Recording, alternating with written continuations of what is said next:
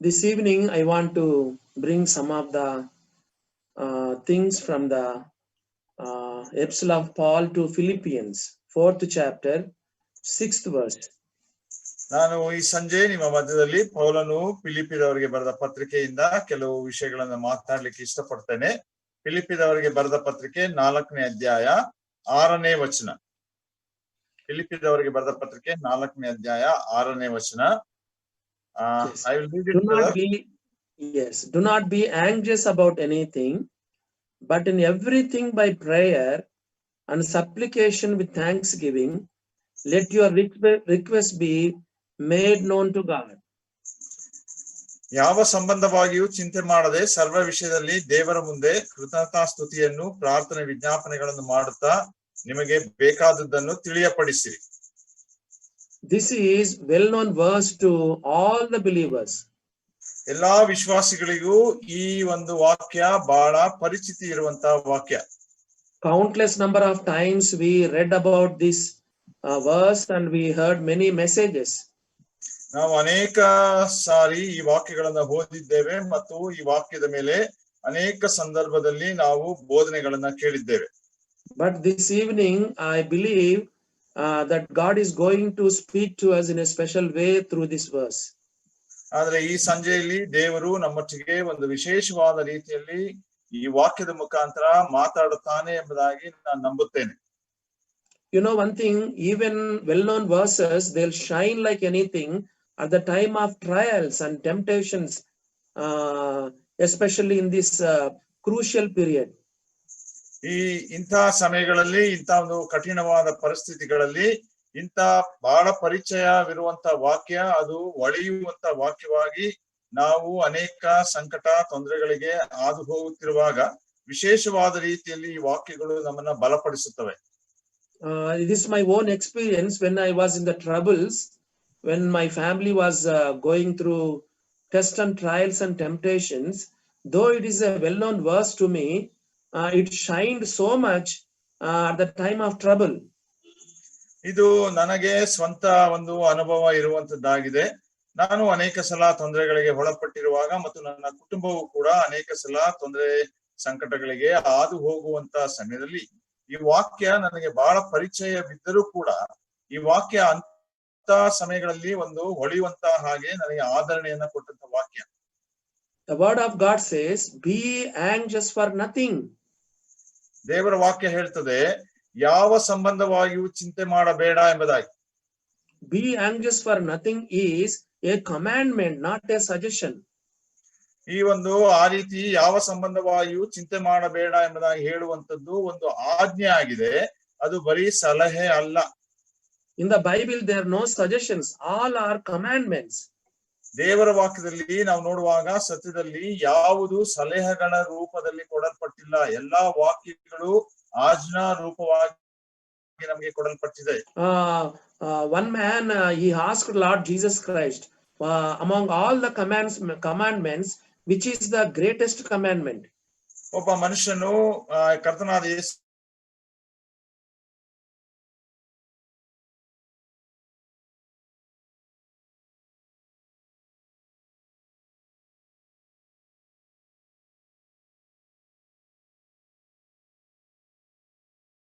among all the commandments. ಕರ್ತನಾದ ಯೇಸು ಕ್ರಿಸ್ತನು ಆತನಿಗೆ ಹೇಳ್ತಾನೆ, ನೀನು ನಿನ್ನ ದೇವರನ್ನ ನಿನ್ನ ಹೃದಯದಿಂದಲೂ ನಿನ್ನ ಪ್ರಾಣದಿಂದಲೂ ನಿನ್ನ ಶಕ್ತಿಯಿಂದಲೂ ನಿನ್ನ ಆತ್ಮದಿಂದಲೂ ನೀನು ಪ್ರೀತಿಸುವಂತವನಾಗಿರ್ಬೇಕು. ಎಲ್ಲಾ ಆಜ್ಞೆಗಳಲ್ಲಿ ಇದೇ ದೊಡ್ಡ ಆಜ್ಞೆ. So like that, this is also a commandment, not a suggestion. Be anxious for nothing is not a suggestion, it is a commandment. ಇದು ಅದೇ ರೀತಿ ಈ ವಾಕ್ಯವು ಕೂಡ ನೀವು ಯಾವ ಸಂಬಂಧವಾಗಿಯೂ ಚಿಂತೆ ಮಾಡದೆ ಎಂಬುದಾಗಿರುವಂತಹ ಮಾತು ಅದು ಒಂದು ಸಲಹೆ ಆಗಿಲ್ಲ ಪ್ರಿಯರೇ, ಅದು ದೇವರು ಕೊಟ್ಟಿರುವಂತಹ ಒಂದು ಆಜ್ಞೆಯಾಗಿದೆ. Usually anxiety comes so easily to our minds and easily into our hearts. ಅನೇಕ ಸಲ ನಮ್ಮ ಹೃದಯಗಳಲ್ಲಿ ನಮ್ಮ ಮನಸ್ಸಿನಲ್ಲಿ ಬಹಳ ಸುಲಭವಾಗಿ ಅನೇಕ ಯೋಚನೆಗಳು ನಮ್ಮ ಹೃದಯಕ್ಕೆ ಅದು ಬರುವಂತದ್ದಾಗಿರ್ತದೆ, ತವಕಗಳು ನಮ್ಮ ಹೃದಯಕ್ಕೆ ಬರ್ತದೆ.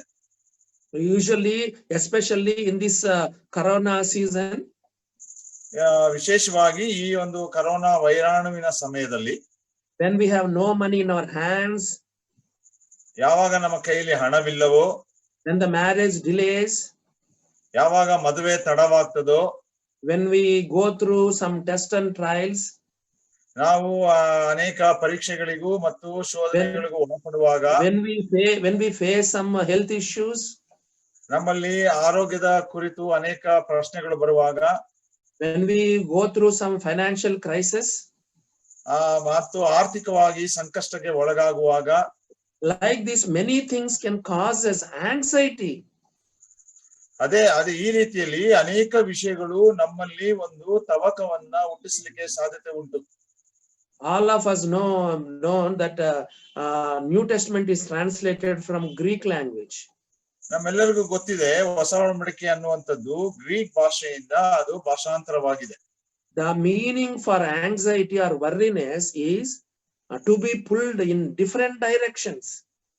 ಅಂದ್ರೆ ಆ ಚಿಂತೆ ಅಥವಾ ತವಕ ಪಡುವಂತ ವಿಷಯ, ಅದಕ್ಕಿರುವಂತ ಗ್ರೀಕ್ ಪದದ ಅರ್ಥ ಏನು ಎಂಬುದಾಗಿ ನೋಡುವಾಗ ಎಲ್ಲಾ ಕಡೆಯಿಂದಲೂ ಎಳೆಯಲ್ಪಡುವಂತದ್ದು. So worriness means, or anxiety means, to be pulled in different directions. ಎಲ್ಲಾ ದಿಕ್ಕುಗಳಿಗೆ ನಮ್ಮನ್ನ ಎಳೆದಾಡುವಂತದ್ದಾಗಿದೆ ಆ ಚಿಂತೆ ಮಾಡುವಂತದ್ದು. So this worry and anxiety causes headache, neck pain, ulcers, sleeplessness, beep, and it shoots up BP, sugar, and everything. ನೋಡ್ರಿ, ಈ ರೀತಿ ನಮ್ಮಲ್ಲಿ ಆ ರೀತಿ ಒಂದು ತವಕಗಳು ಅಥವಾ ಚಿಂತೆಗಳು ಬರುವಾಗ ನಮ್ಮ ದೇಹಕ್ಕೆ ಅದನ್ನ ಅನೇಕ ತೊಂದರೆಗಳನ್ನ ಮಾಡ್ತದೆ. ತಲೆನೋವು ಬರ್ತದೆ, ಕುತ್ತಿಗೆ ನೋವು ಬರ್ತದೆ, ಅನಂತರ ಅಲ್ಸರ್ ಆಗ್ತದೆ, BP ಬರ್ತದೆ. ಹೀಗೆ ನಾನಾ ತರವಾದಂತಹ ತೊಂದರೆಗಳು ಅದರಿಂದ ನಮಗೆ ಉಂಟಾಗುವಂತದ್ದಾಗಿರ್ತದೆ. Worry is the greatest thief of joy. ನೋಡ್ರಿ, ಆ ಒಂದು ಚಿಂತೆ ಮಾಡುವುದು ಅನ್ನುವಂಥದ್ದು ಸಂತೋಷಕ್ಕೆ ಅದು ಒಂದು ಕಳ್ಳನು ಇದ್ದ ಹಾಗೆ. That's why Paul is saying, Philippians 4th chapter 4th verse, rejoice in the Lord always. Again I say, rejoice. ಆದ್ರಿಂದ ಪೌಲನು ಫಿಲಿಪ್ಪಿಯರ ಪತ್ರಿಕೆ 4ನೇ ಅಧ್ಯಾಯ 4ನೇ ವಚನದಲ್ಲಿ ಹೇಳ್ತಾನೆ, ಯಾವಾಗಲೂ ಕರ್ತನಲ್ಲಿ ಸಂತೋಷಿಸಿರಿ, ಸಂತೋಷ ಪಡಿರಿ ಎಂದು ತಿರುಗಿ ಹೇಳುತ್ತೇನೆ. Actually, the believers in Philippi, they have to tell to Paul. ನಿಜವಾಗಿ ನೋಡುವಾಗ ಆ ಫಿಲಿಪ್ಪಿ ಸಭೆಯಲ್ಲಿದ್ದಂತ ವಿಶ್ವಾಸಿಗಳು ಪೌಲನಿಗೆ ಈ ಮಾತನ್ನ ಹೇಳಬೇಕಾಗಿತ್ತು. But now Paul is in jail, in the prison, but he is telling to the believers, rejoice in the Lord always. Again I say rejoice. ಆದ್ರೆ ಪೌಲನು ಸೆರೆಮನೆಯಲ್ಲಿದ್ದಾನೆ. ಸೆರೆಮನೆಯಲ್ಲಿ ಇದ್ದುಕೊಂಡು ವಿಶ್ವಾಸಿಗಳಿಗೆ ಹೇಳ್ತಾನೆ ಏನಂದ್ರೆ, ಈಗ ನೀವು ಯಾವಾಗಲೂ ಕರ್ತನಲ್ಲಿ ಸಂತೋಷಿಸಿರಿ, ಸಂತೋಷ ಪಡಿರಿ ಅಂತ. So instead of be anxious for nothing, we have to rejoice in the Lord. ನಾವು ನೋಡ್ತೇವೆ ಇಲ್ಲಿ ಯಾವ ಸಂಬಂಧವಾಗಿಯೂ ಚಿಂತೆ ಮಾಡದೆ ನಾವು ಕರ್ತನಲ್ಲಿ ಸಂತೋಷ ಪಡಬೇಕು. Though we are going through several tests and trials, and ನಾವು ಅನೇಕ ತೊಂದರೆಗಳಿಗೆ, ಪರಿಶೋಧನೆಗಳಿಗೆ ಒಳಪಟ್ಟು ಮುಂದೆ ಸಾಗುವಾಗ we have to rejoice in the Lord. ನಾವು ಯಾವಾಗಲೂ ಕರ್ತನಲ್ಲಿ ಸಂತೋಷ ಪಡಬೇಕು. Yes, we are going through difficulties, dangers, diseases, disappointments. ನಾವು ತೊಂದರೆಗಳಿಗೆ, ಆನಂತರ ಅಪಾಯಗಳಿಗೆ, ಅನಂತರ ನಾವು ಅನಿರೀಕ್ಷಿತವಾದಂತಹ ಸಂಗತಿಗಳಿಗೆ, ಕಾಯಿಲೆಗಳಿಗೆ ನಾವು ಹಾದು ಹೋಗುತ್ತಾ ಇದ್ದೇವೆ. Despairs, discouragements, defeats, deaths, depressions, and delays. ನೋಡ್ರಿ, ಅಲ್ಲಿ ನಾವು ನೋಡುವಾಗ ನಾವು ನೋಡ್ತೇವೆ, ಕಾಯಿಲೆಗಳಿಗೆ ಒಳಪಡುತ್ತೇವೆ, ಖಿನ್ನತೆಗೆ ಒಳಪಡುವಂತವರಾಗಿದ್ದೇವೆ, ಅನಂತರ ಉತ್ಸಾಹ ಇಲ್ಲದೆ ಇರುವಂತವರಾಗಿದ್ದೇವೆ, ಪ್ರೋತ್ಸಾಹ ಸಿಗದೆ ಇರುವಂತವರಾಗಿರುತ್ತೇವೆ. The word of God says, we have to rejoice in the Lord always. ಆದ್ರೆ ದೇವರ ವಾಕ್ಯ ಹೇಳ್ತದೆ, ನೀವು ಯಾವಾಗಲೂ ಕರ್ತನಲ್ಲಿ ಸಂತೋಷಿಸಿರಿ ಎಂಬುದಾಗಿ. So that's why the word of God says, be anxious for nothing. ಆದ್ರಿಂದ ದೇವರ ವಾಕ್ಯ ಹೇಳ್ತದೆ, ಯಾವ ಸಂಬಂಧದಲ್ಲಿಯೂ ಚಿಂತೆ ಮಾಡದೆ. Because worry is the greatest thief of joy. ಯಾಕಂದ್ರೆ ಈ ಚಿಂತೆ ಅನ್ನುವಂಥದ್ದು ಸಂತೋಷವನ್ನ ಕದ್ದುಕೊಳ್ಳುವಂತ ಅತಿ ದೊಡ್ಡ ಕಳ್ಳ. One Dr. Walter, he surveyed about this worriness. ಒಬ್ಬ ಡಾಕ್ಟರ್ ವಾಲ್ಟರ್ ಅನ್ನೋರು ಈ ಒಂದು ಚಿಂತೆ ಮಾಡುವಂತ ವಿಷಯದಲ್ಲಿ ಒಂದು ಸಮೀಕ್ಷೆಯನ್ನ ಅವರು ನಡೆಸಿದ್ರು. Among 100 worries, only 8% is genuine, it seems. ಅಲ್ಲಿ ಅವ್ರು ಹೇಳ್ತಾ ಇದ್ರು ನೋಡ್ರಿ 100 ಚಿಂತೆಗಳನ್ನ ಅವರು ಲೆಕ್ಕ ಮಾಡುವಾಗ ಅಥವಾ ಅದನ್ನ ಸಮೀಕ್ಷಿಸುವಾಗ ಅದ್ರಲ್ಲಿ 8% ಮಾತ್ರ ನಿಜವಾದಂತಹ ಚಿಂತೆ ಆಗಿತ್ತು. Remaining 92% of our worries is imagination. ನಾವು ಉಳಿದಂತ 92% ಇರುವಂತಹ ಆ ಚಿಂತೆಗಳು ನೋಡುವಾಗ ನಾವು ಕಲ್ಪಿಸಿಕೊಳ್ಳುವಂತದ್ದು ಅಥವಾ ಊಹೆ ಮಾಡುವಂತಹ ಸಂಗತಿಗಳಾಗಿತ್ತು. If we get a little bit of cold or if we will get a little bit of a cough, we are thinking about corona. ಒಂದು ಸಣ್ಣ ಶೀತವಾದರೆ ಅಥವಾ ಸ್ವಲ್ಪ ಕೆಮ್ಮಿದ್ರೆ ನಾವು ಕರೋನಾ ಬಂತೇನೋ ಎಂಬುದಾಗಿ ಯೋಚಿಸುತ್ತೇವೆ. Even if we get some little fever, we are worried so much. ಒಂದು ಸಣ್ಣ ಜ್ವರ ಬಂದರೂ ಕೂಡ ನಾವು ಬಹಳ ಚಿಂತೆಗೊಳಗಾಗ್ತೇವೆ. So among 100 worries, 92% of the worries are just imagination. ಆದ್ರಿಂದ 100ರಲ್ಲಿ 92 ಚಿಂತೆಗಳು ಅದು ಬರೀ ನಮ್ಮ ಮನುಷ್ಯರ ಕಲ್ಪನೆಗಳಾಗಿವೆ. That's why the word of God says, be anxious for nothing. ಆದ್ರಿಂದ ದೇವರ ವಾಕ್ಯ ಹೇಳ್ತದೆ, ಯಾವ ಸಂಬಂಧವಾಗಿಯೂ ಚಿಂತೆ ಮಾಡಬೇಡ್ರಿ. You know one thing, our Lord Jesus Christ on the Sermon on the Mount, he said thrice, do not be anxious. He told 3 times on the Sermon on the Mount. ಕರ್ತನಾದ ಯೇಸು ಕ್ರಿಸ್ತನು ಆತನು ಆ ಪರ್ವತ ಪ್ರಸಂಗದಲ್ಲಿ 3 ಸಲ ಆತನು ಹೇಳುವಂತನಾಗಿದ್ದಾನೆ, ನೀವು ಚಿಂತೆ ಮಾಡಬೇಡ್ರಿ ಎಂಬುದಾಗಿ. Shall we turn to Matthew's Gospel 6th chapter verse 25. ನಾವು ಮತ್ತಾಯನ ಸುವಾರ್ತೆ 6ನೇ ಅಧ್ಯಾಯ 25ನೇ ವಚನಕ್ಕೆ ನಾವು ನೋಡೋಣ. Matthew's Gospel 6th chapter 25th verse. ನಾವು ಮತ್ತಾಯನ ಸುವಾರ್ತೆ 6ನೇ ಅಧ್ಯಾಯ 25ನೇ ವಚನ. First time our Lord Jesus Christ is telling, therefore I tell you, do not be anxious about your life. ಅದರಿಂದ ಮೊದಲನೇ ಸಲ ಕರ್ತನಾದ ಯೇಸು ಕ್ರಿಸ್ತನು ಹೇಳ್ತಾ ಇದ್ದಾನೆ, ಈ ಕಾರಣದಿಂದ ನಮ್ಮ ಪ್ರಾಣಧಾರಣೆಗೆ ಏನು ಊಟ ಮಾಡಬೇಕು, ಏನು ಕುಡಿಯಬೇಕು, ನಮ್ಮ ದೇಹ ರಕ್ಷಣೆಗೆ ಏನು ಹೊತ್ತುಕೊಳ್ಳಬೇಕು ಎಂದು ಚಿಂತೆ ಮಾಡಬೇಡಿ. Lord Jesus Christ is saying, do not be anxious about your life. ಯೇಸು ಸ್ವಾಮಿ ಹೇಳ್ತಾ ಇದ್ದಾನೆ, ಕರ್ತನಾದ ಯೇಸು ಕ್ರಿಸ್ತನು, ನಿಮ್ಮ ಜೀವಿತದ ಕುರಿತು ಚಿಂತೆ ಮಾಡಬೇಡ್ರಿ ಎಂಬುದಾಗಿ. Nowadays what we are worried about, tell me. ಇವತ್ತಿನ ದಿವಸ ನಾವು ಯಾವುದಕ್ಕಾಗಿ ಚಿಂತೆ ಮಾಡ್ತೇವೆ ಹೇಳ್ರಿ? We are just thinking about our lives, our bodies. ನಾವು ಕೇವಲ ನಮ್ಮ ಜೀವಕ್ಕಾಗಿಯೂ ಮತ್ತು ನಮ್ಮ ದೇಹಕ್ಕಾಗಿಯೂ ನಾವು ಚಿಂತಿಸ್ತೇವೆ. Lord Jesus Christ told about life and body also. I tell you, do not be anxious about your life, what you will eat or what you will drink, nor about your body. So we are so worried about our life and about our bodies. ಇಲ್ಲಿ ಕರ್ತನಾದ ಯೇಸು ಕ್ರಿಸ್ತನು ಕೂಡ ನೋಡ್ರಿ ಅದನ್ನ ಹೇಳ್ತಾನೆ, ಏನು ಅಂದ್ರೆ ನಮ್ಮ ಪ್ರಾಣಧಾರಣೆಗೆ ಏನು ಊಟ ಮಾಡಬೇಕು, ಏನು ಕುಡಿಬೇಕು ಮತ್ತು ನಮ್ಮ ದೇಹ ರಕ್ಷಣೆಗೆ ಏನು ಹೊತ್ತುಕೊಳ್ಳಬೇಕು. ನೋಡ್ರಿ ನಮ್ಮ ಪ್ರಾಣ ಹಾಗೂ ನಮ್ಮ ದೇಹದ ಕುರಿತು ಆತನು ಹೇಳ್ತಾನೆ. So Lord Jesus Christ is saying, number 1, do not be anxious about your life and about your body. ಆದ್ರಿಂದ ಮೊದಲನೇದಾಗಿ ನಾವು ನೋಡುವಾಗ ಕರ್ತನಾದ ಯೇಸು ಕ್ರಿಸ್ತನು ಹೇಳುವುದೇನೆಂದ್ರೆ, ನೀವು ನಿಮ್ಮ ಜೀವದ ಕುರಿತು, ಪ್ರಾಣದ ಕುರಿತು ಹಾಗೂ ದೇಹದ ಕುರಿತು ಚಿಂತೆ ಮಾಡಬೇಡಿ. In this corona crucial period, now we are so worried about our bodies, we are so worried about our lives. ನಾವು ಈ ಒಂದು ಕರೋನಾ ವೈರಾಣುವಿನ ತೊಂದರೆಯ ಸಮಯಗಳಲ್ಲಿ ನಾವೆಲ್ಲರೂ ನಮ್ಮ ದೇಹದ ಕುರಿತು, ನಮ್ಮ ಜೀವದ ಕುರಿತು ಬಹಳ ಚಿಂತಿತರಾಗಿದ್ದೇವೆ. Without his permission, nothing will happen to us. ಆದ್ರೆ ಪ್ರಿಯರೇ, ಆತನ ಅಪ್ಪಣೆ ಇಲ್ಲದೆ ನಮಗೆ ಏನೂ ಕೂಡ ಆಗುವುದಿಲ್ಲ. Our Lord Jesus, he says in Matthew's Gospel 10th chapter 29th verse, are not 2 sparrows sold for a penny? ಇಲ್ಲಿ ನಾವು ಮತ್ತಾಯನ ಸುವಾರ್ತೆ 10ನೇ ಅಧ್ಯಾಯ 29ನೇ ವಚನದಲ್ಲಿ ಕರ್ತನಾದ ಯೇಸು ಕ್ರಿಸ್ತನು ಹೇಳ್ತಾನೆ, ದುಡ್ಡಿಗೆ 2 ಗುಬ್ಬಿಗಳನ್ನು ಮಾರುವುದುಂಟಲ್ಲ. And not one of them will fall to the ground apart from your Father. ಆದರೂ ನಿಮ್ಮ ತಂದೆಯ ಚಿತ್ತವಿಲ್ಲದೆ ಒಂದಾದರೂ ನೆಲಕ್ಕೆ ಬೀಳದು. All the hairs of your head are numbered. ನಿಮ್ಮ ತಲೆಯ ಕೂದಲುಗಳು ಸಹ ಎಲ್ಲವೂ ಎಣಿಕೆಯಾಗಿವೆ. Even the fear not, therefore you are more value than many sparrows.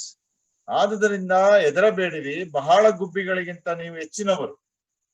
When was the last time you saw a dead sparrow on the road? ನಾವು ಕಡೆಯ ಸಲ ಒಂದು ರಸ್ತೆಯಲ್ಲಿ ಸತ್ತು ಬಿದ್ದಂತ ಗುಬ್ಬಚ್ಚಿಯನ್ನ ನಾವು ನೋಡಿದ್ದೇವ? When did you see a dead sparrow on the road last time? ಯಾವಾಗಾದ್ರೂ ನಾವು ಅಥವಾ ನಾವು ಕಡೆಯ ಸಲ ರಸ್ತೆಯಲ್ಲಿ ಒಂದು ಸತ್ತು ಬಿದ್ದಂತ ಗುಬ್ಬಿ ನೋಡಿದ್ದು ಯಾವಾಗ? We are not at all seeing frequently that a dead sparrow. ನಾವು ಇತ್ತೀಚೆಗೆ ಎಂದಿಗೂ ಕೂಡ ಆ ರೀತಿ ಸತ್ತು ಬಿದ್ದಂತ ಗುಬ್ಬಿಗಳನ್ನ ನೋಡ್ತಾ ಇಲ್ಲ. Even even a sparrow to be fall on the ground, only God has to give the permission. ಒಂದು ವೇಳೆ ಒಂದು ಗುಬ್ಬಿ ಅದು ನೆಲಕ್ಕೆ ಬಿದ್ದು ಸಾಯಬೇಕಾದ್ರೆ ದೇವರು ಅದಕ್ಕೆ ಅಪ್ಪಣೆ ಕೊಡಬೇಕು. We are more value than many sparrows. ಆದ್ರಿಂದ ನಾವು ಅನೇಕ ಗುಬ್ಬಿಗಳಿಗಿಂತ ಹೆಚ್ಚಿನವರಾಗಿದ್ದೇವೆ. And one more thing I want to tell you, for a believer, for a child of God, death is not an accident, it is an appointment. ನಾವು ಒಬ್ಬ ವಿಶ್ವಾಸಿಯ ಕುರಿತು ನಾನು ಇನ್ನೊಂದು ವಿಷಯವನ್ನು ಹೇಳಲಿಕ್ಕೆ ಇಷ್ಟಪಡ್ತೇನೆ. ನೋಡ್ರಿ, ಮರಣ ಅನ್ನುವಂಥದ್ದು ವಿಶ್ವಾಸಿಗೆ ಅದು ಆಕಸ್ಮಿಕವಲ್ಲ, ಅದು ದೇವರು ನಮಗೆ ಕೊಟ್ಟಿರುವಂತ ಒಂದು ಕಾರ್ಯ, ಸಮಯ. Yes, many of them they are passing by, they are dying. Many people are dying nowadays. ನಾವು ನೋಡ್ತೇವೆ ಈ ದಿನಗಳಲ್ಲಿ ಅನೇಕರು ನಡೆದುಕೊಂಡು ಹೋಗ್ತಾ ಇರ್ತಾರೆ, ಅವರು ಸತ್ತು ಹೋಗ್ತಾರೆ. Yesterday only 2 of our closest relatives they died yesterday only. ನಿನ್ನೆ ದಿವಸ ನಮ್ಮ ಅತಿ ಹತ್ತಿರದ 2 ಸಂಬಂಧಿಕರು ಸತ್ತು ಹೋಗ್ಬಿಟ್ರು. But the word of God says, do not be anxious about your life and about your body. ಆದ್ರಿಂದ ದೇವರ ವಾಕ್ಯ ಹೇಳ್ತದೆ, ನಿಮ್ಮ ಜೀವದ ಕುರಿತು, ನಿಮ್ಮ ದೇಹದ ಕುರಿತು ಚಿಂತೆ ಮಾಡಬೇಡ್ರಿ ಎಂಬುದಾಗಿ. Again I want to say, death is not for a believer, death is not an accident, it is an appointment for the child of God. ಆದ್ರಿಂದ ದೇವರ ಮಕ್ಕಳಿಗೆ ನಾನು ಮತ್ತೆ ನಿಮಗೆ ಹೇಳಲಿಕ್ಕೆ ಇಷ್ಟಪಡ್ತೇನೆ ಅಂದ್ರೆ, ಮರಣ ಅನ್ನುವಂಥದ್ದು ದೇವರ ಮಕ್ಕಳಿಗೆ ಅದು ಆಕಸ್ಮಿಕವಲ್ಲ, ಅದು ದೇವರು ನೇಮಿಸಿರುವಂತ ಒಂದು ಸಮಯ. I want to bring one verse from 139 Psalm. Before we were formed in the mummy's womb, our mother's womb, God has counted our days, it seems. ನಾವು 139ನೇ ಕೀರ್ತನೆಯ ಒಂದು ಮಾತನ್ನ ನೋಡ್ತೇವೆ, ನಾವು ತಾಯಿಯ ಗರ್ಭದಲ್ಲಿ ಇರುವಾಗಲೇ ನಮ್ಮ ದಿನಗಳನ್ನ ದೇವರು ಎಣಿಸಿ ಇಟ್ಟಿದ್ದಾನೆ. Psalms 139:16, your eyes saw my unformed substance, in your book were written every one of them, the days that were formed for me, when as yet there was none of them. ನಾವು 139 ನೋಡ್ತೇವೆ, ನಾನು ಇನ್ನೂ ಕೇವಲ ಪಿಂಡವಾಗಿರುವಾಗ ನಿನ್ನ ಕಣ್ಣುಗಳು ನನ್ನನ್ನು ನೋಡಿದವು, ನನ್ನ ಆಯುಷ್ಕಾಲದ ಪ್ರಥಮ ದಿನವು ಪ್ರಾರಂಭವಾಗುವ ಮೊದಲೇ ಅದರ ಎಲ್ಲಾ ದಿನಗಳು ನಿನ್ನ ಪುಸ್ತಕದಲ್ಲಿ ಬರೆಯಲ್ಪಟ್ಟವು. Before we were formed in the mother's womb, in our mother's womb, God has written our age, our days. ನಾವು ತಾಯಿಯ ಗರ್ಭದಲ್ಲಿ ರೂಪಿಸಲ್ಪಡುವ ಮೊದಲೇ ದೇವರು ನಮ್ಮ ಆಯುಷ್ಕಾಲಗಳನ್ನ, ನಮ್ಮ ವಯಸ್ಸನ್ನ ಮೊದಲೇ ಬರೆದಿಟ್ಟಿದ್ದಾನೆ. Oh dear brothers and sisters, why are you worrying then? ಆದ್ರಿಂದ ಪ್ರಿಯ ಸಹೋದರ ಸಹೋದರಿಯರೇ, ಯಾಕೆ ನಾವು ಚಿಂತೆ ಮಾಡಬೇಕು? Nothing will happen to us unless our Lord permits. ದೇವರು ನಮ್ಮ ಕರ್ತನು ಅಪ್ಪಣೆ ಕೊಡದ ಹೊರತು ನಮಗೆ ಏನು ಸಂಭವಿಸಲಿಕ್ಕಿಲ್ಲ. Be anxious about your life. Do not be anxious about your life, and do not be anxious about your body. ಆದ್ರಿಂದ ನಿಮ್ಮ ಜೀವದ ಕುರಿತು ಚಿಂತೆ ಮಾಡಬೇಡ್ರಿ, ನಿಮ್ಮ ದೇಹದ ಕುರಿತು ಚಿಂತೆ ಮಾಡಬೇಡ್ರಿ. So second time our Lord Jesus Christ is saying about this worriness, do not be anxious about second time in verse 31.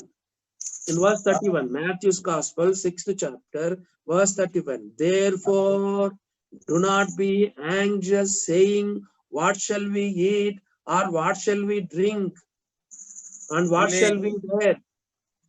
ಇಲ್ಲಿ ಎರಡನೇ ಸಂಗತಿ ಕರ್ತನಾದ ಯೇಸು ಕ್ರಿಸ್ತನು ಹೇಳ್ತಾನೆ, ನಾವು ಚಿಂತೆ ಮಾಡುವುದಂತ ಕುರಿತು. ಹೀಗಿರುವುದರಿಂದ ಏನು ಊಟ, 6ನೇ ಅಧ್ಯಾಯ ಮತ್ತಾಯ 31ನೇ ವಚನ. ಹೀಗಿರುವುದರಿಂದ ಏನು ಊಟ ಮಾಡಬೇಕು, ಏನು ಕುಡಿಯಬೇಕು, ಏನು ಒದ್ದುಕೊಳ್ಳಬೇಕು ಎಂದು ಚಿಂತೆ ಮಾಡಬೇಡಿರಿ.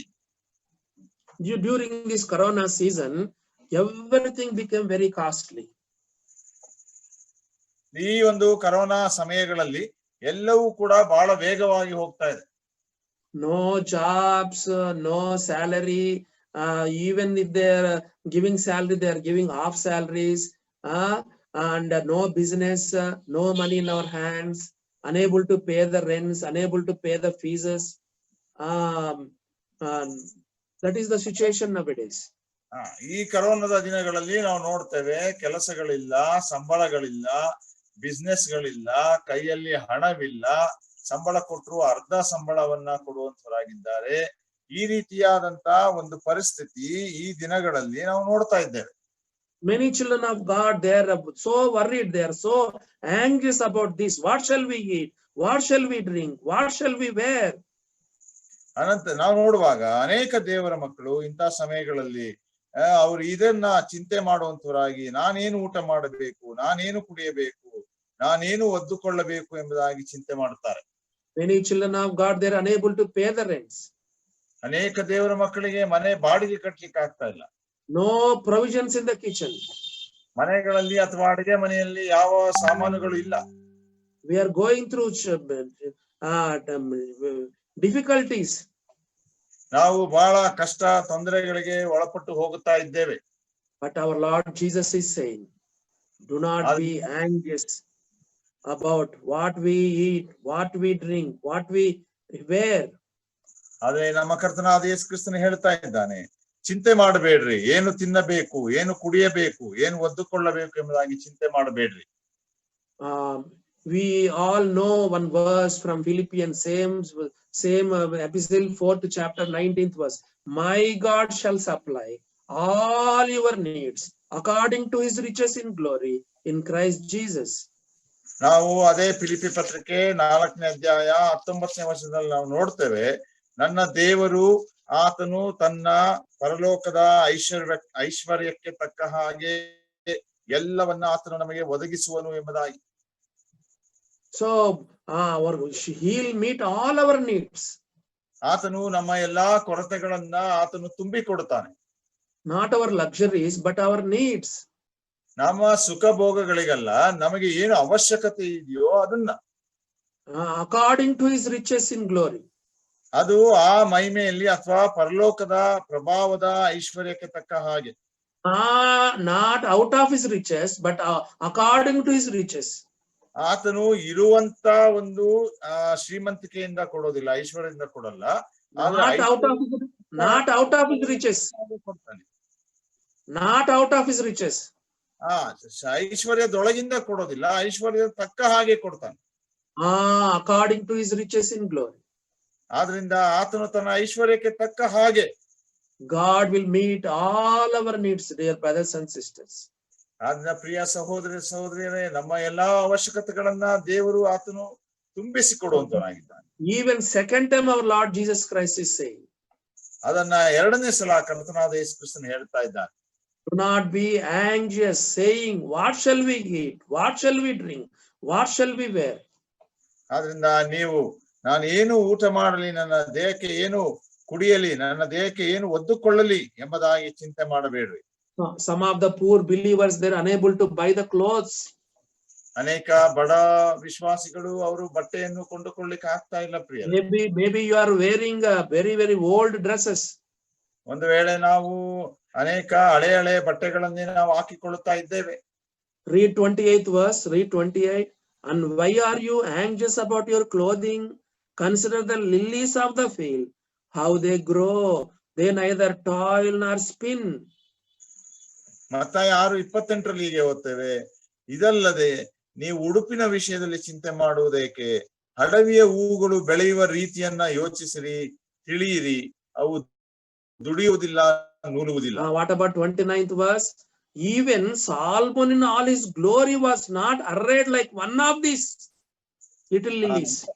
29ನೇ ವರ್ಷ ನೋಡ್ತೇವೆ, ಆದಾಗ್ಯೂ ಈ ಹೂಗಳಲ್ಲಿ ಒಂದಕ್ಕಿರುವಷ್ಟು ಅಲಂಕಾರವು ಅರಸನಾದ ಸೊಲೊಮೋನನಿಗೆ ಸಹ ಅವನು ತನ್ನ ಸಕಲ ವೈಭವದಿಂದಿರುವಾಗಲೂ ಇರಲಿಲ್ಲವೆಂದು ನಿಮಗೆ ಹೇಳುತ್ತೇನೆ. Even Solomon in all his glory, he is not equal with ನೋಡ್ರಿ, one of the lilies, is not equal one of the lilies of the field. ಸೊಲೊಮೋನನು ತನ್ನ ವೈಭವದಲ್ಲಿರುವಾಗ ಇರುವಂತಹ ಆ ಒಂದು ಸೌಂದರ್ಯ, ಅಲಂಕಾರ, ಆ ಒಂದು ಹೂವಲ್ಲಿರುವಷ್ಟು ಕೂಡ ಅವನಿಗೆ ಇರಲಿಲ್ಲ, ಅಥವಾ ಅದಕ್ಕೆ ಸಮಾನವಾಗಿರ್ಲಿಲ್ಲ. That what is the meaning of that? Even the dress of Solomon, even the dress of Solomon is not equal with one of the lilies of the field. ಅದರ ಅರ್ಥವೇನು ಎಂಬುದಾಗಿ ಹೇಳುವಾಗ, ಸೊಲೊಮೋನನು ಹಾಕಿಕೊಂಡಂತ ಆ ಒಂದು ಬಟ್ಟೆ ಆ ಹೂಗಳಲ್ಲಿ ಒಂದಕ್ಕೆ ಇರುವಂತ ವೈಭವಕ್ಕೂ ಸಮಾನವಾಗಿರ್ಲಿಲ್ಲ. What about 30th verse? But if God so clothes the grass of the field, which today is alive and tomorrow is thrown into the oven, will he not much more clothe you, oh you of little faith? ಇಲ್ಲಿ 30ನೇ ವಚನ ಹೇಳ್ತಾನೆ, ಎಲೈ ಅಲ್ಪ ವಿಶ್ವಾಸಿಗಳೇ, ಇವತ್ತು ಇದ್ದು ನಾಳೆ ಒಲೆಯ ಪಾಲಾಗುವ ಅಡವಿಯ ಹುಲ್ಲಿಗೆ ದೇವರು ಹೀಗೆ ಉಡಿಸಿದರೆ ಅದಕ್ಕಿಂತ ಎಷ್ಟೋ ಹೆಚ್ಚಾಗಿ ನಿಮಗೆ ಉಡಿಸಿ ತೊಡಿಸುವನಲ್ಲವೇ. Our Lord is calling us, oh ye little faith. ಕರ್ತನು ನಮ್ಮನ್ನ ಕರೀತಾನೆ, ಏನಂದ್ರೆ ಅಲ್ಪ ವಿಶ್ವಾಸಿಗಳೇ ಎಂಬುದಾಗಿ. We should have faith nowadays. ನಾವು ಈ ದಿನಗಳಲ್ಲಿ ನಂಬಿಕೆಯನ್ನ ಇಟ್ಟುಕೊಂಡಂತವರಾಗಿರಬೇಕು. I want to put you one question before you. How can we show faith? ನಾನು ನಿಮ್ಮ ಮುಂದೆ ಒಂದು ಪ್ರಶ್ನೆ ಕೇಳ್ತೇನೆ, ನಮ್ಮಲ್ಲಿರುವಂತ ನಂಬಿಕೆಯನ್ನ ಹೇಗೆ ತೋರಿಸಲಿಕ್ಕೆ ಸಾಧ್ಯ? Not when everything is going smooth, we cannot show faith. When we are going through difficulties, dangers, diseases, disappointments, despairs, discouragements, even in deaths, at such conditions, we have to show our faith. ನಮ್ಮ ಜೀವಿತದಲ್ಲಿ ಎಲ್ಲವೂ ಸುಗಮವಾಗಿ ಹೋಗುವಾಗ ನಾವು ನಂಬಿಕೆ ತೋರಿಸುವಂತದ್ದಲ್ಲ. ಆದ್ರೆ ನಮ್ಮ ಜೀವಿತಗಳಲ್ಲಿ ನಮಗೆ ನಿರಾಶೆ, ತೊಂದರೆ, ಕಷ್ಟ, ಸಂಕಟ, ನೋವು, ನಮ್ಮ ಮರಣಗಳಲ್ಲಿ ಹಾದು ಹೋಗುವಾಗ ನಾವು ಆ ನಂಬಿಕೆಯನ್ನ ತೋರಿಸಿಕೊಡಬೇಕು. God is giving us one opportunity nowadays, especially in this corona crucial period. ಈ ದಿನಮಾನಗಳಲ್ಲಿ, ಅದು ವಿಶೇಷವಾಗಿ ಕರೋನಾ ವೈರಾಣು ಇರುವಂತ ಈ ದಿನಗಳಲ್ಲಿ ನಮಗೆ ದೇವರು ಒಂದು ಅವಕಾಶವನ್ನ ಕೊಡ್ತಾ ಇದ್ದಾನೆ. దేవుడు మనకి గొప్ప అవకాశం. God has given us great opportunities to show our faith. ನೋಡ್ರಿ, ನಮ್ಮ ನಂಬಿಕೆಯನ್ನ ತೋರಿಸಿಕೊಡ್ಲಿಕ್ಕಾಗಿ ದೇವರು ಒಂದು ಅವಕಾಶವನ್ನ ಕೊಡ್ತಾ ಇದ್ದಾನೆ. My God shall supply all my needs. ನಾವು ನೋಡ್ತೇವೆ, ನನ್ನ ದೇವರು ನನ್ನ ಎಲ್ಲಾ ಅವಶ್ಯಕತೆಗಳನ್ನ ಪೂರೈಸುತ್ತಾನೆ. In eating, in drinking, in wearing, in all things. ನಾವು ಕುಡಿಯುವುದರಲ್ಲಿ, ನಾವು ಊಟ ಮಾಡುವುದರಲ್ಲಿ, ನಾವು ಬಟ್ಟೆಯನ್ನು ಹಾಕಿಕೊಳ್ಳುವುದರಲ್ಲಿ, ಎಲ್ಲಾ ವಿಷಯಗಳಲ್ಲಿ ಆತನು ಒದಗಿಸಿಕೊಡ್ತಾನೆ. That's why the Lord is saying, do not be anxious, saying, what shall we eat, what shall we drink, what shall we wear. ಆದ್ರಿಂದ ಕರ್ತನ ಹೇಳ್ತಾನೆ, ಏನಂದ್ರೆ ಏನು ತಿನ್ನಲಿ, ಏನು ಕುಡಿಯಲಿ, ಏನು ಒದ್ದುಕೊಳ್ಳಲಿ ಎಂಬುದಾಗಿ ಚಿಂತೆ ಮಾಡಬೇಡ. On the Sermon on the Mount, Lord Jesus Christ, again he said, third time, do not be anxious. That is in verse 34, 6th chapter of Matthew's Gospel, verse 34. Therefore, do not be anxious about tomorrow. ಅನಂತರ ದೇವರು, ಕರ್ತನಾದ ಯೇಸು ಕ್ರಿಸ್ತನು ಆತನ ಪರ್ವತ ಪ್ರಸಂಗದಲ್ಲಿ ಆತನು 3ನೇ ಸಲ ಹೇಳ್ತಾನೆ, ಚಿಂತೆ ಮಾಡಬೇಡ್ರಿ ಎಂಬುದಾಗಿ. 6ನೇ ಅಧ್ಯಾಯ ಮತ್ತಾಯ 34ನೇ ವರ್ಷದಲ್ಲಿ ಹೀಗೆ ಓದ್ತೇವೆ, ಆದುದರಿಂದ ನಾಳಿನ ವಿಷಯವಾಗಿ ಚಿಂತೆ ಮಾಡಬೇಡಿರಿ. Whenever you see in the Bible one thing more than once, you have to take it very seriously. ನಾವು ಸತ್ಯವೇದದಲ್ಲಿ ಒಂದೇ ವಿಷಯ ಒಂದಕ್ಕಿಂತ ಹೆಚ್ಚು ಸಲ ಹೇಳಲ್ಪಟ್ಟಿದ್ದರೆ ಆ ವಿಷಯವನ್ನ ನಾವು ಬಹಳ ಗಂಭೀರವಾಗಿ ತೆಗೆದುಕೊಳ್ಳಬೇಕು. On the Sermon on the Mount, our Lord told, be anxious for nothing. Not once, 3 times he told, do not be anxious for nothing. Do not be anxious for do not be anxious about anything. ನೋಡ್ರಿ, ಅಲ್ಲಿ ನಮ್ಮ ಕರ್ತನಾದ ಯೇಸು ಕ್ರಿಸ್ತನು ಒಂದು ಸಲವಲ್ಲ, ಆ ಪರ್ವತ ಪ್ರಸಂಗದಲ್ಲಿ 3 ಸಲ ಹೇಳ್ತಾನೆ, ಯಾವ ವಿಷಯದಲ್ಲಿಯೂ ಕೂಡ ಚಿಂತೆ ಮಾಡಬೇಡ್ರಿ ಎಂಬುದಾಗಿ. So third time, therefore do not be anxious about tomorrow. ಆದ್ರಿಂದ ಮೂರನೇ ಸಲ ಆತನ ಹೇಳ್ತಾನೆ ಏನಂದ್ರೆ 34ನೇ ವಚನ 6ನೇ ಅಧ್ಯಾಯ ಮತ್ತಾಯ, ನಾಳಿನ ವಿಷಯದಲ್ಲಿ ಚಿಂತೆ ಮಾಡಬೇಡ್ರಿ ಎಂಬುದಾಗಿ. From the bottom of your heart, tell me please, everybody is worrying about tomorrow only now. ನಾವು ನಮ್ಮ ಹೃದಯದ ಆಳದಿಂದ ಹೇಳುವಂತವರಾಗಿರೋಣ, ನಾವೆಲ್ಲರೂ ಕೂಡ ನಾಳಿನ ವಿಷಯದಲ್ಲಿ ಚಿಂತೆ ಮಾಡುತ್ತಿಲ್ಲವಾ? What happens tomorrow? What will happen to my husband? What will happen to my wife? What will happen to my children? ನಾಳೆ ಏನಾಗ್ತದೆ, ನನ್ನ ಗಂಡನಿಗೆ ನಾಳೆ ಏನಾಗಬಹುದು, ನನ್ನ ಹೆಂಡತಿಗೆ ನಾಳೆ ಏನಾಗಬಹುದು, ನನ್ನ ಮಕ್ಕಳಿಗೆ ನಾಳೆ ಏನಾಗಬಹುದು ಎಂಬುವಂತ ಚಿಂತೆ. Christian life is a practical life. ಕ್ರಿಸ್ತಿಯ ಜೀವಿತ ಅನ್ನುವುದು ಪ್ರಾಯೋಗಿಕವಾದ ಜೀವಿತ. We have to apply all these things to our hearts. ಈ ಎಲ್ಲಾ ವಿಷಯಗಳನ್ನ ನಮ್ಮ ಹೃದಯಕ್ಕೆ ನಾವು ಅನ್ವಯಿಸಿಕೊಳ್ಳಬೇಕು. So we should not be anxious about tomorrow. ಆದ್ರಿಂದ ನಾವು ನಾಳಿನ ಕುರಿತು ಚಿಂತೆ ಮಾಡಬಾರದು ಪ್ರಿಯರೇ. Nothing will happen to us unless he permits. ಆತನು ಅಪ್ಪಣೆ ಕೊಡದ ಹೊರತು ಏನೂ ನಮಗೆ ಸಂಭವಿಸುವುದಿಲ್ಲ. And for tomorrow will be anxious for itself. ಯಾಕಂದ್ರೆ ನಾಳೆಯದನ್ನು ನಾಳೆಯೇ ಚಿಂತೆ ಮಾಡುತ್ತದೆ. Sufficient for the day is its own trouble. ಈ ಹೊತ್ತಿನ ಕಾಟ ಆ ಹೊತ್ತಿಗೆ ಸಾಕು ಎಂಬುದಾಗಿ. So today's anxiety and tomorrow's anxiety, it will become double. ಆದ್ರಿಂದ ಇವತ್ತಿನ ಒಂದು ಚಿಂತೆ ನಾಳೆಯ ಒಂದು ಚಿಂತೆ ನೋಡುವಾಗ ಅದು ಎರಡರಷ್ಟಾಗ್ತದೆ. That's why God is saying, Jesus is saying, do not be anxious about tomorrow.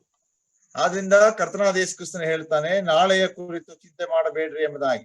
Dear brothers and sisters, rest in the Lord, rest in the Lord. ಆದ್ರಿಂದ ಪ್ರಿಯ ಸಹೋದರ ಸಹೋದರಿಯರೇ, ಕರ್ತನ ಮೇಲೆ ನೀವು ಆದುಕೊಳ್ಳಿರಿ. Nothing will happen to us. ಏನು ನಮಗೆ ಸಂಭವಿಸುವುದಿಲ್ಲ. Yeah, that's why our Lord Jesus Christ told 3 times, do not be anxious, do not be anxious, do not be anxious. ಆದ್ರಿಂದ ಕರ್ತನಾದ ಯೇಸು ಕ್ರಿಸ್ತನು 3 ಸಲ ಹೇಳ್ತಾನೆ ನಮ್ಗೆ, ಚಿಂತೆ ಮಾಡಬೇಡ್ರಿ, ಚಿಂತೆ ಮಾಡಬೇಡ್ರಿ, ಚಿಂತೆ ಮಾಡಬೇಡ್ರಿ ಎಂಬುದಾಗಿ. We know one well-known verse from Peter, 1 Peter, the first epistle of Peter, 5th chapter, 7th verse. ನಾವು ಮೊದಲನೇ ಪೇತ್ರ 5ನೇ ಅಧ್ಯಾಯ 7ನೇ ವಚನವನ್ನು ಓದಿಕೊಳ್ಳೋಣ. ಪರಿಚಯ 5th chapter, 7th verse. ಮೊದಲನೇ ಪೇತ್ರ ಬರೆದ ಪತ್ರಿಕೆ 5ನೇ ಅಧ್ಯಾಯ 7ನೇ ವಚನ. Casting all your anxieties on him because he cares for you. ನಿಮ್ಮ ಚಿಂತೆಯನ್ನೆಲ್ಲ ಆತನ ಮೇಲೆ ಹಾಕಿರಿ, ಆತನು ನಿಮಗೋಸ್ಕರ ಚಿಂತಿಸುತ್ತಾನೆ. Even this verse is also saying we should not be anxious about anything. ಈ ವಾಕ್ಯವು ಕೂಡ ನಮಗೆ ತಿಳಿಸುವುದೇನೆಂದ್ರೆ, ಯಾವ ವಿಷಯದಲ್ಲಿಯೂ ಕೂಡ ನಾವು ಚಿಂತೆ ಮಾಡಬಾರದು. So before I close, I want to say, how can we overcome this worry? What is the cure for this worriness? What is the remedy for this worriness? ನಾನು ಮುಗಿಸುವಂತ ಮೊದಲು ನಾನು ಇನ್ನೊಂದು ವಿಷಯವನ್ನು ಹೇಳ್ತೇನೆ. ಏನಂದ್ರೆ, ನಾವು ಈ ರೀತಿ ಇರುವಂತ ಈ ಚಿಂತೆಗೆ ಇರುವಂತ ಪರಿಹಾರ ಹೇಗೆ, ನಾವು ಅದನ್ನ ಮೀರಿ ನಿಲ್ಲುವುದು ಹೇಗೆ, ಈ ಚಿಂತೆಯನ್ನು ಜಯಿಸುವುದು ಹೇಗೆ? Let us all come to again Philippians 4th chapter 6th verse. ನಾವು ಮತ್ತೆ ಎಲ್ಲರೂ ಫಿಲಿಪ್ಪಿದವರಿಗೆ ಬರೆದ ಪತ್ರಿಕೆ 4ನೇ ಅಧ್ಯಾಯ 6ನೇ ವಚನಕ್ಕೆ ಬರೋಣ. Do not be anxious about anything, but in everything by prayer and supplication. But in everything by prayer and supplication. ಅಲ್ಲಿ ನಾವು ಓದ್ತೇವೆ, ಯಾವ ಸಂಬಂಧವಾಗಿಯೂ ಚಿಂತೆ ಮಾಡದೆ ಸರ್ವ ವಿಷಯದಲ್ಲಿ ದೇವರ ಮುಂದೆ ಕೃತಜ್ಞತಾ ಸ್ತುತಿಯನ್ನು ಪ್ರಾರ್ಥನೆ ವಿಜ್ಞಾಪನೆಗಳನ್ನು ಮಾಡುತ್ತಾ. How can we overcome this anxiety? ನೋಡ್ರಿ, ಈ ಚಿಂತೆಗಳನ್ನ ನಾವು ಹೇಗೆ ಮೀರಿ ಬರಬಹುದು? What is the remedy for this worriness? ಈ ನಮಗಿರುವಂತ ಈ ಚಿಂತೆಗೆ ಇರುವಂತ ಪರಿಹಾರವೇನು? What is the cure for worriness? ಈ ಚಿಂತೆಯನ್ನ ನಾವು ವಾಸಿ ಮಾಡಿಕೊಳ್ಳುವುದು ಹೇಗೆ? Pray for everything, pray for everything, pray for everything. ಆತನ ಹೇಳ್ತಾನೆ ಏನಂದ್ರೆ, ಎಲ್ಲಾ ವಿಷಯಗಳಲ್ಲಿಯೂ ಪ್ರಾರ್ಥಿಸ್ರಿ, ಎಲ್ಲಾ ವಿಷಯಗಳಲ್ಲಿ ಪ್ರಾರ್ಥನೆ ಮಾಡ್ರಿ, ಎಲ್ಲಾ ವಿಷಯಗಳಲ್ಲಿ. Just now we read in 1 Peter 5th chapter 7th verse, cast all your worries on Jesus. ನಾವು ಈಗ ತಾನೇ ಮೊದಲನೇ ಪೇತ್ರ 5ನೇ ಅಧ್ಯಾಯ 7ನೇ ವಚನದಲ್ಲಿ ಓದಿದ್ದೇನೆಂದ್ರೆ, ನಿಮ್ಮ ಎಲ್ಲಾ ಚಿಂತ ಭಾರವನ್ನ ಕರ್ತನಾದ ಯೇಸು ಕ್ರಿಸ್ತನ ಮೇಲೆ ಹಾಕಿರಿ. Open up your heart. ನಿಮ್ಮ ಹೃದಯಗಳನ್ನ ತೆರೆಯಿರಿ ಪ್ರಿಯರೇ. Place all your worries on the Lord. ಎಲ್ಲಾ ನಿಮ್ಮ ಚಿಂತೆಗಳನ್ನ ದೇವರ ಮೇಲೆ ಇಡ್ರಿ. And God is saying, but in everything by prayer. Everything means everything. Brother, can you repeat? Yes, yeah. But in everything by prayer. Everything means everything. ನೀವು ಎಲ್ಲಾ ಸಂಗತಿಗಳಿಗಾಗಿ ವಿಜ್ಞಾಪನೆ ಮಾಡ್ರಿ ಎಂಬುದಾಗಿ ಹೇಳುವಾಗ ಎಲ್ಲಾ ಸಂಗತಿಗಳಿಗಾಗಿ. Everything means your personal matters, regarding studies, regarding marriage, regarding your personal needs, everything, financial problems, health issues, everything, every worry you bring to Jesus Christ.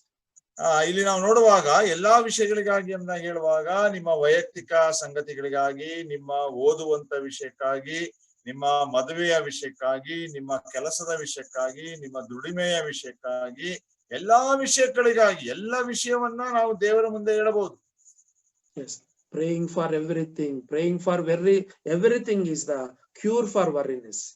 ನೋಡ್ರಿ, ಆ ಒಂದು ಚಿಂತೆಗೆ ಇರುವಂತ ಪರಿಹಾರ ಏನು ಎಂಬುದಾಗಿ ಹೇಳುವಾಗ ಎಲ್ಲಾ ವಿಷಯಗಳಿಗಾಗಿ ನೀವು ದೇವರ ಮುಂದೆ ವಿಜ್ಞಾಪನೆ ಮಾಡಿರಿ ಎಂಬುದಾಗಿ. Through prayer only you can overcome this anxiety, this worriness. ನಾವು ಪ್ರಾರ್ಥನೆ ಮೂಲಕ ಮಾತ್ರ ಈ ಒಂದು ತವಕವನ್ನ ಅಥವಾ ಈ ಒಂದು ಚಿಂತೆಯನ್ನ ನಾವು ಗೆಲ್ಲಲಿಕ್ಕೆ ಸಾಧ್ಯ. Then are you praying? Are you praying, dear brother and sister? ಅಂದ ಪ್ರಿಯ ಸಹೋದರ ಸಹೋದರಿಯರೇ, ನೀವು ಪ್ರಾರ್ಥನೆ ಮಾಡುವಂತವರಾಗಿದ್ದೀರಾ? Just now I told, do not be anxious for nothing. Be anxious for nothing is not a suggestion, it's a commandment. ನಾನು ಈಗ ತಾನೇ ಹೇಳ್ತಾ ಬಂದೆ, ಚಿಂತೆ ಮಾಡಬೇಡ್ರಿ, ಯಾವ ಸಂಬಂಧವಾಗಿಯೂ ಚಿಂತೆ ಮಾಡಬೇಡ್ರಿ ಎಂಬುದಾಗಿರುವಂತದ್ದು ಅದು ಸಲಹೆ ಅಲ್ಲ, ಅದು ಆಜ್ಞೆಯಾಗಿದೆ. So bring all your worries unto Jesus through prayer. ಆದ್ರಿಂದ ನಿಮ್ಮ ಎಲ್ಲಾ ಚಿಂತೆಯನ್ನ ಕರ್ತನಾದ ಯೇಸು ಕ್ರಿಸ್ತನ ಮುಖಾಂತರ ದೇವರಿಗೆ ತನ್ರಿ. Prayer is most important. The most powerful weapon that God has given us is the prayer. ಪ್ರಾರ್ಥನೆ ಅನ್ನುವಂಥದ್ದು ಬಹಳ ಪ್ರಾಮುಖ್ಯ ಮತ್ತು ದೇವರು ನಮಗೆ ಕೊಟ್ಟಿರುವಂತ ಅತಿ ಬಲಶಾಲಿಯಾದಂತ ಒಂದು ಅಸ್ತ್ರ ಏನು ಎಂಬುದಾಗಿ ನೋಡುವಾಗ ಅದು ಪ್ರಾರ್ಥನೆ ಆಗಿದೆ. In Matthew's Gospel, 6th chapter, 6th verse, on the Sermon on the Mount, our Lord Jesus Christ told. ನಾವು ಮತ್ತಾಯನ ಸುವಾರ್ತೆ 6ನೇ ಅಧ್ಯಾಯ 6ನೇ ವಚನ ಆ ಒಂದು ಪರ್ವತಗಳ ಪ್ರಸಂಗದಲ್ಲಿ ಕರ್ತನಾದ ಯೇಸು ಕ್ರಿಸ್ತನು ಹೇಳುತ್ತಾನೆ, when you pray, go into a room, shut the door, and pray to your Father who is in secret. ಆತನು ಹೇಳುವಾಗ ಹೇಳ್ತಾನೆ, ನೀವು ಪ್ರಾರ್ಥನೆ ಮಾಡುವಾಗ ಕೋಣೆಯೊಳಗೆ ಹೋಗಿ ಬಾಗಿಲುಗಳನ್ನು ಮುಚ್ಚಿಕೊಂಡು ಅಂತರಂಗದಲ್ಲಿರುವ ನಿನ್ನ ತಂದೆಗೆ ಪ್ರಾರ್ಥನೆ ಮಾಡು. We have to go into our room. We have to go to our rooms. ನಾವು ನಮ್ಮ ಕೋಣೆಗಳ ಒಳಗೆ ಹೋಗಬೇಕು. And we have to shut the door. ನಾವು ಕದಗಳನ್ನ ಹಾಕಿಕೊಳ್ಳಬೇಕು. And we have to pray to our Father who is in secret. ನಾವು ಅಂತರಂಗದಲ್ಲಿರುವಂತ ಅಥವಾ ಪರಲೋಕದಲ್ಲಿರುವಂತ ನಮ್ಮ ತಂದೆಗೆ ಪ್ರಾರ್ಥಿಸಬೇಕು. Is the prayer answering God? ಯಾಕಂದ್ರೆ ಆತನು ನಮ್ಮ ಪ್ರಾರ್ಥನೆಗಳಿಗೆ ಉತ್ತರ ಕೊಡುವಂತ ದೇವರಾಗಿದ್ದಾನೆ. God will hear all our prayers. ದೇವರು ನಮ್ಮ ಎಲ್ಲಾ ಪ್ರಾರ್ಥನೆಯನ್ನ ಕೇಳಿಸಿಕೊಳ್ತಾನೆ. So even how many hours a day we have to pray? Can anybody tell me? ಯಾರಾದ್ರೂ ಹೇಳ್ತೀರಾ ನಾವು ಒಂದು ದಿನದಲ್ಲಿ ಎಷ್ಟು ಗಂಟೆ ಪ್ರಾರ್ಥಿಸಬೇಕೆಂಬುದಾಗಿ? How many hours a day we have to pray? ಎಷ್ಟು ಗಂಟೆಗಳು ನಾವು ಪ್ರಾರ್ಥಿಸಬೇಕು ಒಂದು ದಿನದಲ್ಲಿ? In the New Testament, no such verse is there. ಆದ್ರೆ ಹೊಸ ಒಡಂಬಡಿಕೆಯಲ್ಲಿ ಇಷ್ಟು ಗಂಟೆನೇ ಪ್ರಾರ್ಥಿಸಬೇಕೆಂಬುದಾಗಿ ಯಾವ ವಾಕ್ಯಗಳು ಹೊಸ ಒಡಂಬಡಿಕೆಯಲ್ಲಿ ಇಲ್ಲ. Our Lord says, pray always. ಕರ್ತನಾದ ಯೇಸು ಕ್ರಿಸ್ತನು ಹೇಳ್ತಾನೆ, ಯಾವಾಗಲೂ ಪ್ರಾರ್ಥಿಸ್ರಿ. Pray without ceasing. ನೀವು ಎಡೆಬಿಡದೆ ಪ್ರಾರ್ಥಿಸ್ರಿ. 24/7 we have to pray. 24 ಗಂಟೆ 7 ದಿವಸವೂ ಕೂಡ ನಾವು ಪ್ರಾರ್ಥಿಸಬೇಕು. ಒಂದು ವೇಳೆ at the time of trouble we have to kneel down and pray. ನಾವು ತೊಂದರೆಗಳ ಸಮಯದಲ್ಲಿ ಮೊಣಕಾಲೂರಿ ಪ್ರಾರ್ಥಿಸಬೇಕು. Pray always means while walking, while driving, while cooking, while sweeping. Always we can pray. ಯಾವಾಗಲೂ ಪ್ರಾರ್ಥಿಸಿ ಎಂಬುದಾಗಿ ಹೇಳುವಾಗ ನಾವು ನಡೆಯುವಾಗ ಪ್ರಾರ್ಥಿಸಬಹುದು, ವಾಹನ ಚಲಿಸುವಾಗ ಪ್ರಾರ್ಥಿಸಬಹುದು, ಅಡಿಗೆ ಮಾಡುವಾಗ ಪ್ರಾರ್ಥಿಸಬಹುದು, ಬೇರೆ ಎಲ್ಲಾ ಸಮಯಗಳಿಗೂ ಕೂಡ ನಾವು ಪ್ರಾರ್ಥಿಸಬಹುದು. So prayer brings us peace. ಈ ಪ್ರಾರ್ಥನೆ ಅನ್ನುವಂಥದ್ದು ನಮಗೆ ಸಮಾಧಾನವನ್ನ ತಂದು ಕೊಡ್ತದೆ. Worriness will vanish away. ನಮ್ಮ ಚಿಂತೆಗಳು ಅದು ಮಾಯವಾಗುತ್ತದೆ. Prayer brings us peace. ಪ್ರಾರ್ಥನೆ ಅನ್ನುವಂಥದ್ದು ನಮಗೆ ಸಮಾಧಾನವನ್ನ ತಂದು ಕೊಡ್ತದೆ ಪ್ರಿಯರೇ. Read 7th verse, Philippians 4:7. Read Philippi 4:7. The peace of God will surpasses all understanding. ನಾವಿಲ್ಲಿ ಫಿಲಿಪ್ಪಿ 4ನೇ ಅಧ್ಯಾಯ 7ನೇ ವಚನ ನೋಡ್ತೇವೆ. ಆಗ ಎಲ್ಲಾ ಗ್ರಹಿಕೆಯನ್ನು ಮೀರುವ ದೇವ ಶಾಂತಿಯನ್ನು ನಿಮ್ಮ ಹೃದಯಗಳನ್ನು ಯೋಚನೆಗಳನ್ನು ಕ್ರಿಸ್ತ ಯೇಸುವಿನಲ್ಲಿ ಕಾಯುವುದು. The peace of God will surpasses all understanding, will guard your hearts and minds. ಆಗ ಎಲ್ಲಾ ಗ್ರಹಿಕೆಯನ್ನು ಮೀರುವ ದೇವ ಶಾಂತಿಯು ನಿಮ್ಮ ಹೃದಯಗಳನ್ನು ಯೋಚನೆಗಳನ್ನು ಕ್ರಿಸ್ತ ಯೇಸುವಿನಲ್ಲಿ ಕಾಯುವುದು.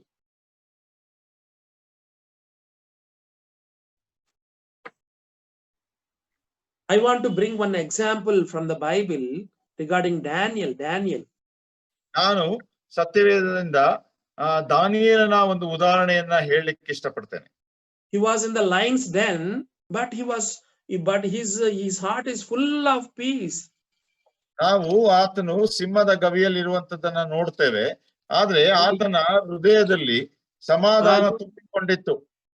You read Daniel 6th chapter. No time for us to open that scripture, but the king he didn't sleep that night. ನಾವು ದಾನಿಯೇಲ 6ನೇ ಅಧ್ಯಾಯದಲ್ಲಿ ಆ ಘಟನೆಯನ್ನು ನೋಡ್ತೇವೆ. ನಮಗೆ ಓದಲಿಕ್ಕೆ ಸಮಯವಿಲ್ಲ. ನಾವು ಅದ್ರಲ್ಲಿ ನೋಡುವಾಗ ಆ ರಾಜನು ಆ ರಾತ್ರಿ ಎಲ್ಲ ಮಲಗಿಕೊಳ್ಳಲಿಲ್ಲ ಎಂಬುದಾಗಿ ನೋಡ್ತೇವೆ. But Daniel, he is having full of peace, the peace that surpasses all understanding. ನೋಡ್ರಿ, ನಮ್ಮ ಎಲ್ಲಾ ಆಲೋಚನೆಗಳನ್ನ ಮೀರುವಂತ ಒಂದು ಸಮಾಧಾನ ದಾನಿಯೇಲನಲ್ಲಿ ಇತ್ತು ಎಂಬುದಾಗಿ ನಾವು ನೋಡ್ತೇವೆ. Prayer brings us peace. Prayer brings us peace. ಪ್ರಾರ್ಥನೆ ನಮಗೆ ಸಮಾಧಾನವನ್ನು ತಂದು ಕೊಡ್ತದೆ ಪ್ರಿಯರೇ. Peace that surpasses all understanding will guard our hearts and our minds in Christ Jesus. ನೋಡ್ರಿ, ಅದು ನಮ್ಮ ಎಲ್ಲಾ ಯೋಚನೆಗಳನ್ನ ಗ್ರಹಿಕೆಯನ್ನ ಮೀರಿ ನಮ್ಮ ಶಾಂತಿಯನ್ನು ಹೃದಯಗಳನ್ನ ಕ್ರಿಸ್ತ ಯೇಸುವಿನಲ್ಲಿ ಅದು ಕಾಯುತ್ತದೆ. Guarding means, can anybody tell? Guarding means ಕಾಯುವುದು ಏನು? ಯಾರು ಹೇಳ್ತೀರಾ? Soldiers, how they'll guard? Because now he is in the jail, some soldiers are guarding around Paul. ನೋಡ್ರಿ, ಪೌಲನು ಈ ಫಿಲಿಪ್ಪಿ ಪತ್ರಿಕೆ ಬರೆಯುವಾಗ ಸೆರೆಮನೆಯಲ್ಲಿರುವಾಗ ಆತನ ಸುತ್ತಲೂ ಕೆಲವು ಸೈನಿಕರು ಆತನನ್ನ ಕಾಯುತ್ತಾ ಇದ್ದಾರೆ. So like soldiers, the peace of God will guard our heart. ಅದೇ ರೀತಿ brother you are muted. Okay, ಅದೇ ರೀತಿ ದೇವರ ಸಮಾಧಾನ ಸೈನಿಕರ ಹಾಗೆ ನಮ್ಮನ್ನ ಕಾಯುತ್ತದೆ. So that we can have the peace that surpasses all understanding. ಆದ್ರಿಂದ ಎಲ್ಲಾ ಯೋಚನೆಗಳನ್ನ ಮೀರುವಂತ ಶಾಂತಿ ಕ್ರಿಸ್ತ ಯೇಸುವಿನಲ್ಲಿ ನಮಗೆ ಕಾಯಲ್ಪಡುತ್ತದೆ. During this crucial corona period, everybody is surprising at us. How they are having lot of peace. We are so troubled. We are so despaired. But these Christians, these children of God, they are having lot of peace in their hand. They are so astonished. ನೋಡ್ರಿ, ಇಲ್ಲಿ ನಾವು ನೋಡ್ತೇವೆ ಅನೇಕ ಅನ್ಯ ಜನಾಂಗದವರು ಕ್ರೈಸ್ತರನ್ನ ನೋಡುವಾಗ ಅವರು ಆಲೋಚಿಸ್ತಾರೆ ಏನಂದ್ರೆ, ಈ ಒಂದು ವೈರಾಣುವಿನ ಸಮಯದಲ್ಲಿ ನಮಗೆ ಇಷ್ಟೆಲ್ಲಾ ತೊಂದರೆಗಳು ದುಃಖಗಳು ಇರುವಾಗ ಈ ಕ್ರೈಸ್ತರು ದೇವರ ಮಕ್ಕಳು ಅನ್ನಿಸಿಕೊಳ್ಳುವಂತವರು ಯಾವ ರೀತಿ ಅವರು ಸಮಾಧಾನವಾಗಿ ಯಾವ ಚಿಂತೆ ಇಲ್ಲದೆ ಇದ್ದಾರಲ್ಲ ಅನ್ನೋದಾಗಿ ಅವರು ಪ್ರಶ್ನೆ ಹಾಕಿಕೊಳ್ತಾರೆ. What is the example? ಅದಕ್ಕೆ ಇರುವಂತ ಉದಾಹರಣೆ ಏನು? Daniel is in the lion's den. He was so happy and he is praising God. He is praying God, and he is having that peace that surpasses all understanding. ಅಲ್ಲಿ ನಾವು ದಾನಿಯೇಲನ ಉದಾಹರಣೆಯನ್ನು ನೋಡ್ತೇವೆ. ನೋಡ್ರಿ, ಆತನು ಸಿಂಹದ ಗವಿಯಲ್ಲಿ ಇದ್ದರೂ ಕೂಡ ಆತನು ಪ್ರಾರ್ಥಿಸ್ತಾ ಇದ್ದಾನೆ, ದೇವರಿಗೆ ಸ್ತೋತ್ರ ಸಲ್ಲಿಸ್ತಾ ಇದ್ದಾನೆ. ಆತನನ್ನ ಮೀರುವಂತ ಎಲ್ಲಾ ಶಾಂತಿ ಆತನಿಗೆ ಕೊಡಲ್ಪಟ್ಟಿದೆ. Dear brother and sister, don't lose your heart. ಆದ್ರಿಂದ ಪ್ರಿಯ ಸಹೋದರ ಸಹೋದರಿಯರೇ, ನೀವು ನಿಮ್ಮ ಹೃದಯಗಳನ್ನ ಕಳಕೊಳ್ಳುವಂತವರಾಗಿರಬೇಡ್ರಿ. And I want to here one more thing is there. The second remedy for worriness is, ಇಲ್ಲಿ ಇನ್ನೊಂದು ವಿಷಯವನ್ನ ನೋಡ್ತೇವೆ. ನಮಗಿರುವ ಚಿಂತೆಯನ್ನ ನಿವಾರಿಸಿಕೊಳ್ಳಿಕ್ಕಿರುವಂತ ಎರಡನೇ ವಿಷಯ, 4th chapter 6th verse only. Do not be anxious about anything, but in everything by prayer and supplication with thanksgiving. With thanksgiving. ನಾವು ಅದೇ ಅಧ್ಯಾಯ ಫಿಲಿಪ್ಪಿ 4ನೇ ಅಧ್ಯಾಯ 6ನೇ ವರ್ಷದಲ್ಲಿ ನಾವು ನೋಡ್ತೇವೆ. ಯಾವ ಸಂಬಂಧವಾಗಿಯೂ ಚಿಂತೆ ಮಾಡದೆ ಸರ್ವ ವಿಷಯದಲ್ಲಿ ದೇವರ ಮುಂದೆ ಕೃತಜ್ಞತಾ ಸ್ತುತಿಯನ್ನ ಪ್ರಾರ್ಥನೆ ವಿಜ್ಞಾಪನೆಗಳನ್ನ ಮಾಡುತ್ತಾ, ಅಂದ್ರೆ ಕೃತಜ್ಞತಾ ಸ್ತುತಿಯನ್ನು ಮಾಡುತ್ತಾ. So the second remedy to overcome this worriness is through thanksgiving. ಈ ಒಂದು ಚಿಂತೆಯನ್ನ ನಾವು ಮೀರಿ ನಿಲ್ಲಬೇಕಾದ್ರೆ ಇರುವಂತ ಎರಡನೇ ಒಂದು ವಿಷಯ ಎಂಬುದಾಗಿ ನೋಡುವಾಗ ಕೃತಜ್ಞತಾ ಸ್ತುತಿಯನ್ನ ಮಾಡುವಂತದ್ದು. Thanksgiving means we are giving something to God. ಕೃತಜ್ಞತಾ ಸ್ತುತಿ ಅಂದ್ರೆ ನಾವು ದೇವರಿಗೆ ಏನನ್ನೋ ಕೊಡ್ತಾ ಇದ್ದೇವೆ ಎಂಬುದಾಗಿ ಅರ್ಥ. What is more blessed, you tell me? Taking or receiving or giving, which is the more blessed thing? ಯಾವುದು ಬಹಳ ಆಶೀರ್ವಾದದಾಯಕವಾಗುವಂತದ್ದು, ನಾವು ತೆಗೆದುಕೊಳ್ಳುವಂತದ್ದು ಅಥವಾ ನಾವು ಕೊಡುವಂತದ್ದು? The book of Acts 20th chapter verse 35 it says, it is more blessed to give than receiving. ನಾವು ಅಪೊಸ್ತಲರ ಕೃತ್ಯ 20ನೇ ಅಧ್ಯಾಯ 35ನೇ ವರ್ಷ ನಾವು ನೋಡ್ತೇವೆ, ತೆಗೆದುಕೊಳ್ಳುವುದಕ್ಕಿಂತ ಕೊಡುವಂತದ್ದೇ ಬಹಳ ಆಶೀರ್ವಾದದಾಯಕವಾದದ್ದು. Getting an answer from God is blessing. ನಾವು ದೇವರಿಂದ ಉತ್ತರಗಳನ್ನ ಪಡೆದುಕೊಳ್ಳುವಂತದ್ದು ಒಂದು ದೇವರ ಆಶೀರ್ವಾದ. But giving thanks to God is more blessed. ಆದ್ರೆ ದೇವರಿಗೆ ಸ್ತೋತ್ರವನ್ನ ಕೃತಜ್ಞತಾ ಸ್ತುತಿಯನ್ನ ಸಲ್ಲಿಸುವಂತದ್ದು ಇನ್ನೂ ಉತ್ತಮವಾದಂತ ಆಶೀರ್ವಾದ. Again I want to repeat it. Getting an answer from God is blessed only. ನಾವು ದೇವರಿಂದ ಉತ್ತರಗಳನ್ನ ಪಡೆದುಕೊಳ್ಳುವಂತದ್ದು ಆಶೀರ್ವಾದವೇ. But giving thanks to God is more blessed. ಆದ್ರೆ ದೇವರಿಗೆ ಕೃತಜ್ಞತಾ ಸ್ತುತಿಯನ್ನ ಕೊಡುವಂತದ್ದು ಇನ್ನೂ ಉನ್ನತವಾದಂತ ಆಶೀರ್ವಾದ. Always give thanks to God. Give thanks to God. Whatever maybe your circumstances are, always give thanks to God. ನಿಮ್ಮ ಪರಿಸ್ಥಿತಿಗಳು, ನಿಮ್ಮ ಸನ್ನಿವೇಶಗಳು ಏನೇ ಆಗಿರ್ಲಿ, ಯಾವಾಗಲೂ ದೇವರಿಗೆ ಕೃತಜ್ಞತಾ ಸ್ತುತಿಯನ್ನ ಕೊಡ್ರಿ. We know one verse from 1 Thessalonians 5th. No need to open 1 Thessalonians 5th chapter 17th verse. Give thanks in all circumstances, for this is the will of God in Christ Jesus for you. ನಾವು ಮೊದಲನೇ ಥೆಸಲೋನಿಕ 5ನೇ ಅಧ್ಯಾಯ 17ನೇ ವರ್ಷ ನಾವು ನೋಡ್ತೇವೆ, ಯಾವಾಗಲೂ ಸಂತೋಷಿಸಿರಿ, ಎಡಬಿಡದೆ ಪ್ರಾರ್ಥನೆ ಮಾಡಿರಿ, ಎಲ್ಲಾದರಲ್ಲಿಯೂ ಕೃತಜ್ಞತಾ ಸ್ತುತಿ ಮಾಡಿರಿ, ಇದೇ ನಿಮ್ಮ ವಿಷಯವಾಗಿ ಕ್ರಿಸ್ತ ಯೇಸುವಿನಲ್ಲಿ ತೋರಿ ಬಂದ ದೇವರ ಚಿತ್ತ. Give thanks in all circumstances. ಎಲ್ಲಾ ಸನ್ನಿವೇಶಗಳಲ್ಲಿ, ಎಲ್ಲಾ ಸಮಯಗಳಲ್ಲಿ ನೀವು ಕೃತಜ್ಞತಾ ಸ್ತುತಿ ಮಾಡ್ರಿ. During this corona season, ಈ ಒಂದು ಕರೋನಾ ಸಮಯದಲ್ಲಿ some of them they lost their jobs.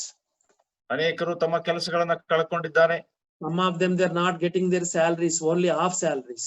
ಕೆಲವರಿಗೆ ಸಂಬಳ ಬರ್ತಾ ಇಲ್ಲ, ಬರೀ ಅರ್ಧ ಸಂಬಳ ಬರ್ತಾ ಇದೆ. Some marriages are they delayed. ಕೆಲವರ ಮದುವೆಗಳು ತಡವಾಗ್ತಾ ಉಂಟು. Some of our health are not up to the mark. ಕೆಲವರ ಆರೋಗ್ಯ ಅದು ಅಷ್ಟರ ಮಟ್ಟಿಗೆ ಇಲ್ಲ. Some of us are facing some financial crisis. ಕೆಲವರು ನಮ್ಮಲ್ಲಿ ಆರ್ಥಿಕ ತೊಂದರೆಗಳಿಗೆ ಒಳಪಟ್ಟಿದ್ದೇವೆ. Whatever it may be, just give thanks to God. ಏನೇ ಆಗಿರ್ಲಿ, ಏನೇ ಇರಲಿ, ನಾವು ಕೇವಲ ಆತನಿಗೆ ಕೃತಜ್ಞತಾ ಸ್ತುತಿಯನ್ನ ಕೊಡುವಂತವರಾಗಿರ್ಬೇಕು. Even our Lord only allowed this corona in our lives. ಯಾಕಂದ್ರೆ ನಾವು ನಂಬುವ ಹಾಗೆ ಕರ್ತನು ತಾನೇ ಈ corona ವೈರಾಣುವನ್ನ ಬರಮಾಡಿದ್ದಾನೆ. Because our Lord is preparing us for his second coming. ಯಾಕಂದ್ರೆ ಕರ್ತನು ಆತನ ಎರಡನೇ ಬರುಣಕ್ಕಾಗಿ ನಮ್ಮನ್ನ ಸಿದ್ಧ ಮಾಡ್ತಾ ಇದ್ದಾನೆ. That's why always give thanks to God. Always give thanks to God. ಆದ್ರಿಂದ ನೀವು ಯಾವಾಗಲೂ ಕರ್ತನಿಗೆ ಕೃತಜ್ಞತಾ ಸ್ತುತಿಯನ್ನ ಸಲ್ಲಿಸುವಂತವರಾಗಿರ್ರಿ. All of us we know Romans 8:28. all things work together for good for those who love the Lord and those who have called according to his purpose. ನಾವು ರೋಮಾಪುರ ಪತ್ರಿಕೆ 8ನೇ ಅಧ್ಯಾಯ 28ನೇ ವರ್ಷದಲ್ಲಿ ಇರುವಂತ ವಾಕ್ಯ ನಾವು ನೋಡುತ್ತೇವೆ. ನಮಗೆ ಸಂಭವಿಸುವಂತ ಎಲ್ಲವುಗಳು ಕೂಡ ಆತನನ್ನ ಪ್ರೀತಿಸುವಂತವರ ಹಿತಕ್ಕಾಗಿ ಅದು ಅನುಕೂಲವನ್ನ ಮಾಡಿಕೊಡುವಂತದ್ದಾಗಿದೆ. So dear brothers and sisters, the second thing, the how can we overcome this worry is just we have to give thanks to God.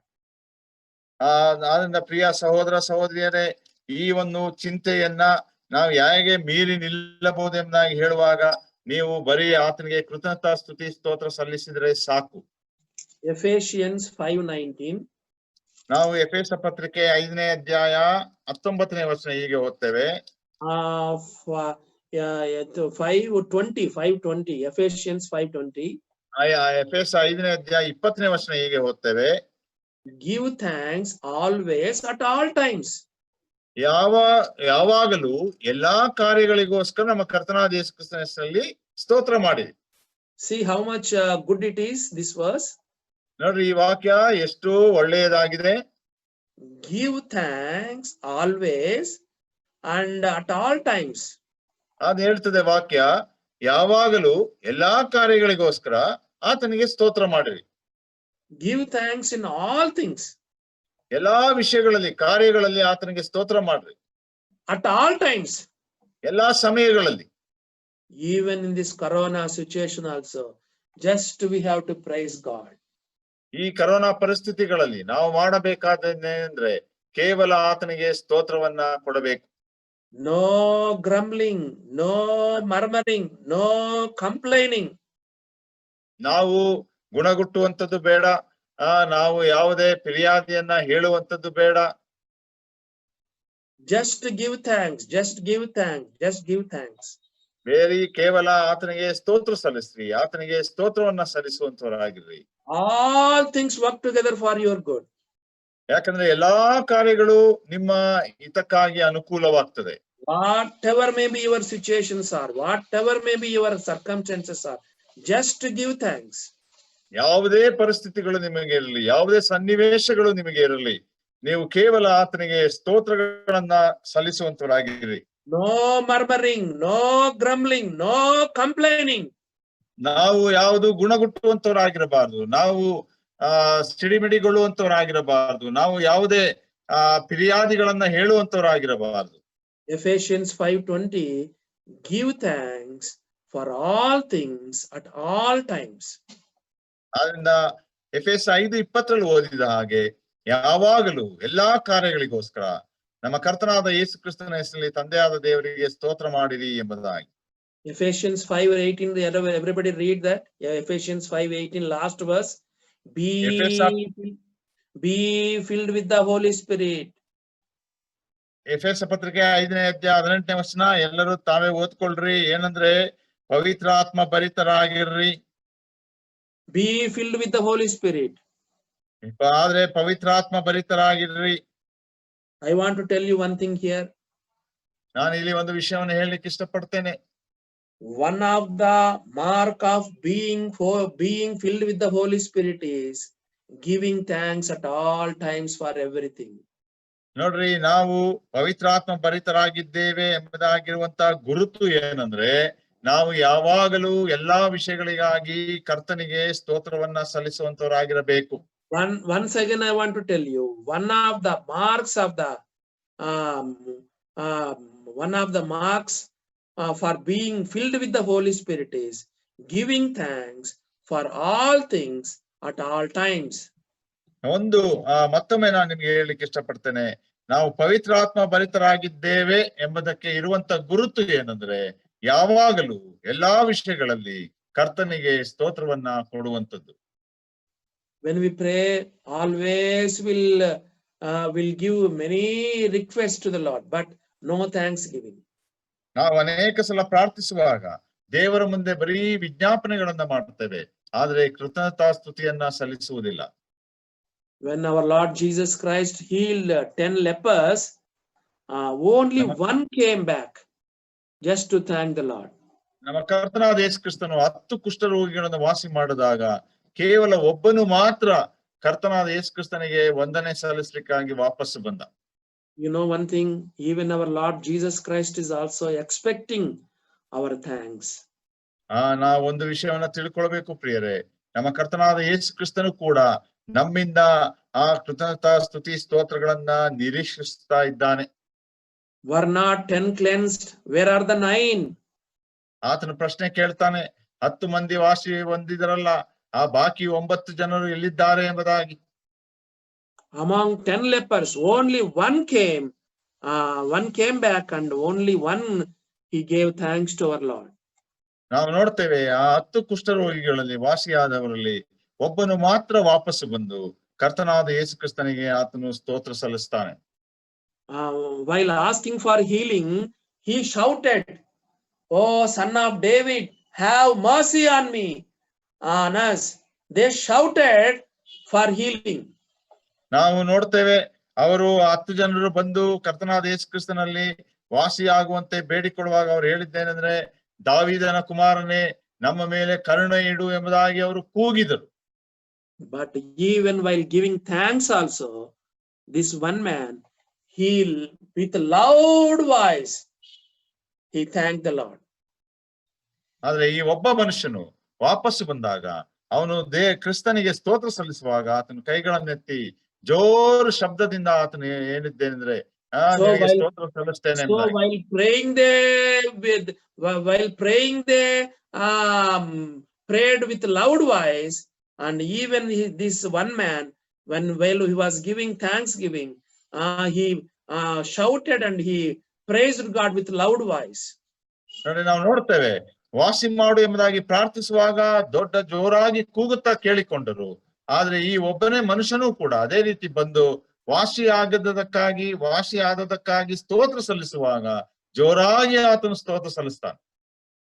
So we have to not only pray with loud voice, even while thanking the Lord also we have to give thanks with loud voice. ಆದ್ರಿಂದ ಪ್ರಿಯರೇ, ನಾವು ಪ್ರಾರ್ಥಿಸುವಾಗ ಮಾತ್ರ ಜೋರಾಗಿ ಪ್ರಾರ್ಥಿಸುವುದಲ್ಲ, ಆತನಿಗೆ ಸ್ತೋತ್ರ ಸಲ್ಲಿಸುವಾಗಲೂ ಕೂಡ ನಾವು ಜೋರಾಗಿ ಸ್ತೋತ್ರ ಸಲ್ಲಿಸಬೇಕು. I'll close the message here, but before I close, ನಾನು ಸಣ್ಣ ಸಂದೇಶವನ್ನು ಇಲ್ಲಿ ನಿಲ್ಲಿಸ್ತೇನೆ. By two things we can overcome this worry or anxiety. ಈ ಎರಡು ಸಂಗತಿಗಳಿಂದ ನಮ್ಮ ಒಂದು ಚಿಂತೆಯನ್ನ, ನಮ್ಮ ಒಂದು ಉದ್ವೇಗವನ್ನ ನಾವು ಮೀರಬಹುದು. Praying for everything, ಎಲ್ಲಾ ವಿಷಯಕ್ಕಾಗಿ ಪ್ರಾರ್ಥಿಸುವಂತದ್ದು. Number 2, through thanksgiving we can overcome worry. ಎರಡನೇದಾಗಿ ನಾವು ನೋಡ್ತಾ ಬಂದೆವು, ಕೃತಜ್ಞತಾ ಸ್ತುತಿಯನ್ನ ಸಲ್ಲಿಸುವುದರಿಂದ ನಾವು ಅದನ್ನ ಮೀರಿ ನಿಲ್ಲಬಹುದು. This night we heard about 3 things. ನಾವು ಈ ರಾತ್ರಿ 3 ವಿಷಯಗಳನ್ನ ಕೇಳಿಸಿಕೊಂಡಿದ್ದೇವೆ. Number 1, be anxious for nothing. ಯಾವ ವಿಷಯಕ್ಕಾಗಿಯೂ ಸಂಬಂಧದಲ್ಲಿ ಚಿಂತೆ ಮಾಡಬೇಡ್ರಿ. Number 2, pray for everything. ಎರಡನೇದು, ಎಲ್ಲಾ ವಿಷಯಗಳಿಗಾಗಿ ಪ್ರಾರ್ಥಿಸ್ರಿ. Give thanks for anything. ಅನಂತರ ಯಾವುದೇ ವಿಷಯಕ್ಕಾಗಿ ಆದ್ರೂ ಕೂಡ ನೀವು ಅದಕ್ಕೆ ಸ್ತೋತ್ರ ಸಲ್ಲಿಸ್ರಿ.